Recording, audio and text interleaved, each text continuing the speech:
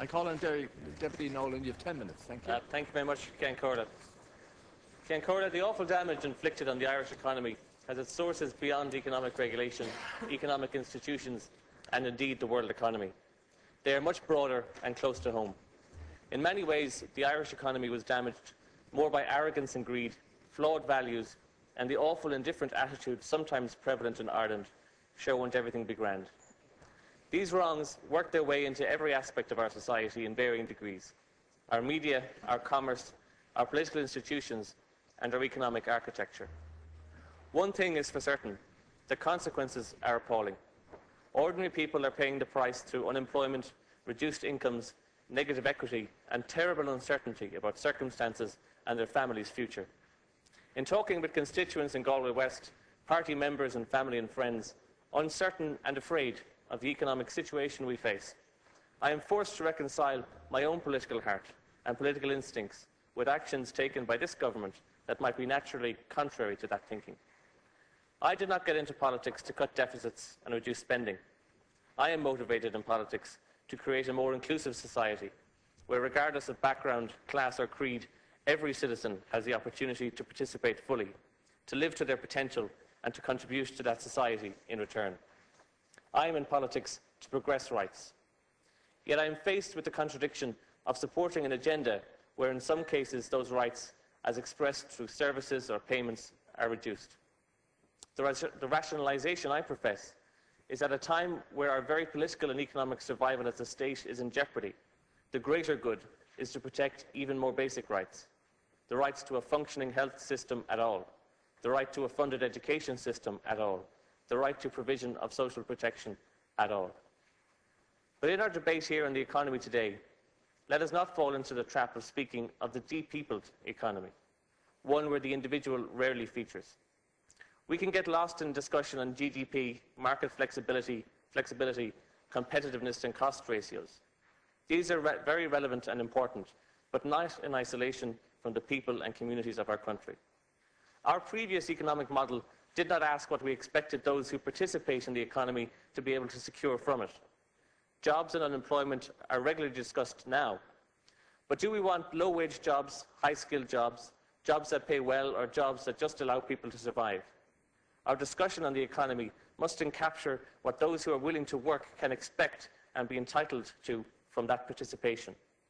My predecessor in this House, Michael D. Higgins, often referred to the concept of the social floor, rights and dignities that every person would be entitled to by virtue of their citizenship. It is an idea more suited to this time than many realise. We are in the midst of a homegrown economic crisis, compounded by a European debt crisis and sluggish world economy. While these latter issues did not instruct our crisis, they are severely hampering our ability to recover. I appreciate that this government has been focused on job creation and economic growth as a priority since it took office. Its record is commendable, and I am happy to be a member of the Labour Party that forms such a vital part in that government. But the reality is that our difficult economic circumstances will likely be with us for some considerable time. We will not see full employment for some years, and our economic adjustments or deficit reduction still has some years remaining. What our task ought to be is twofold. The first is to focus on jobs and growth, and I do believe the government is doing that. The second is to use this crisis to reform and renew our expectations of the economy, to change its architecture so that the concept of the social floor can be realised and progressed over time. In the area of health, I do believe the government is making that kind of transition with the provision of universal health insurance and free primary care, services provided to all on the basis of need, a key element of a social floor. But that type of reform and that type of expectation ought to be extended to other areas, such as education, social welfare, and even to areas where they would not normally be considered to be appropriate, such as the arts, where participation of everybody in the arts adds to the community, adds to participation, and adds to the creativity of our society. Other areas, such as criminal justice and transport, all provide access to services, access to means of participation within society, and should be included in the concept of a social floor. We may not be able to raise that floor as much as we would like, particularly at this strenuous time, but at least having the vision and framework in place we can justify to people that the hardship that they and the state is now enduring is not in vain and not without hope. If we do want to change if we do want to change that model, there are some tough choices that will have to be made, preconceptions that will have to be challenged. One element of our previous economic model that worked was the encouragement and development of foreign direct investment. But the wealth that helped to create was in many cases invested lazily.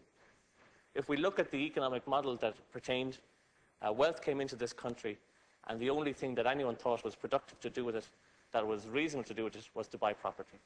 The idea of investing in businesses or new ideas or being entrepreneurial or ingenious was something that was confined to a small minority of our population and wasn't one that spread throughout the economy.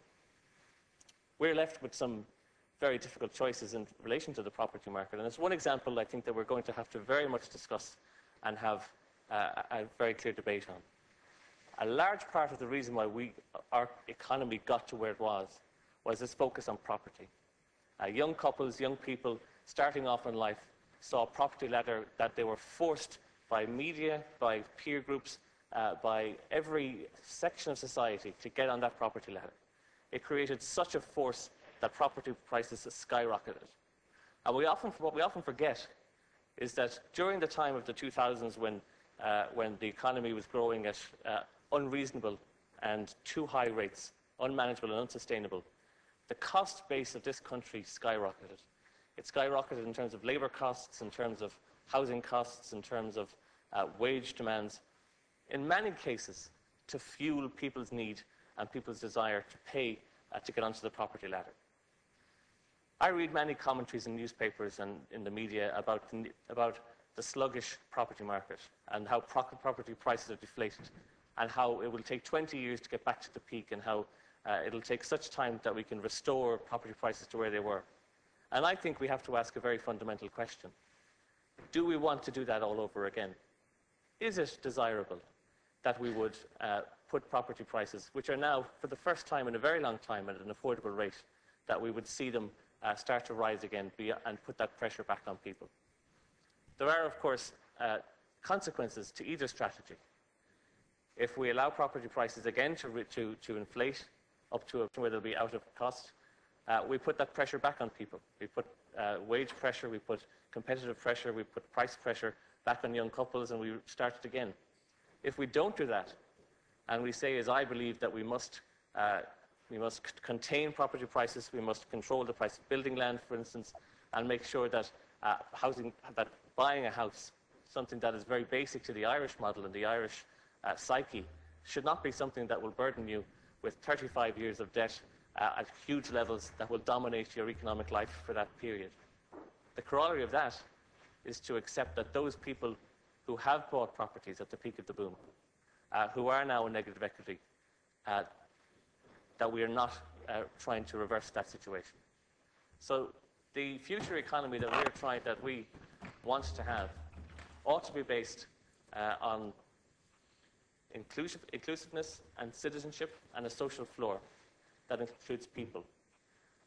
I think that what people really want to know is that if we are working through this hard times, if we are getting through what is the most difficult economic history in our state, that there is something to work towards, something that's different, that won't repeat all over again. But let us not lie to people that there are easy choices and that there are not difficult choices to be made. The property price model is just one example of systemic changes and mindsets that will have to change, I believe, if we're to be sustainable. Just a minute remaining.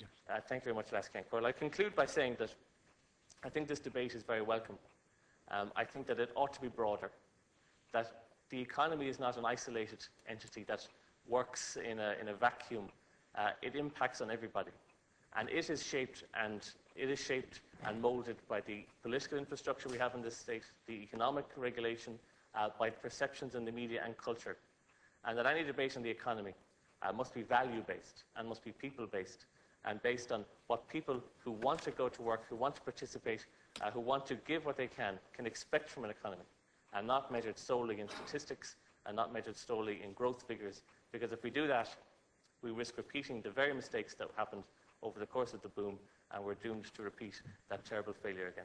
Thank you. Before I call the next speaker, I wish to give information pertaining to the topical issue debates. I wish to advise the House that 19 deputies have submitted matters under Standing Order 27A, which will be listed in the official debate. The matters raised by the following deputies have been selected for discussion. Item 1, Deputy Colm Keaveney, the need to provide a 24/7 ambulance service in Tuam, County Galway. Item 2, Deputy Luke Ming Flanagan, the need to commission an up-to-date report on sexual abuse, given that it is 10 years since the publication of the SAVI survey. Item number 3, Deputy Anya Collins, the need to maintain a nationwide post office service. Item number 4, Deputy